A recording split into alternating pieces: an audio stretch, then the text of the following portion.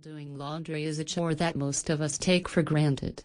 But have you ever wondered how people used to wash clothes before the invention of the washing machine? For centuries, washing clothes was a laborious task that required a lot of time and effort.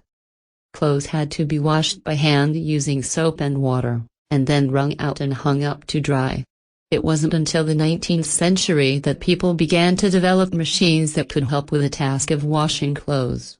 The first washing machines were hand-cranked and made of wood. They were invented in the 1850s and were primarily used in commercial laundries. It wasn't until the early 1900s that the first electric washing machine was invented. In 1907, Alva J. Fisher invented the first electric washing machine, called the Thor. It was marketed to households and quickly became popular. The Thor was a top-loading machine that used an electric motor to agitate the water and clothes. It also had a wringer that could be used to squeeze out excess water. Over the years, washing machines have become more advanced and efficient. Today's machines come in a variety of styles and sizes, and many have features such as automatic water level sensors and digital displays.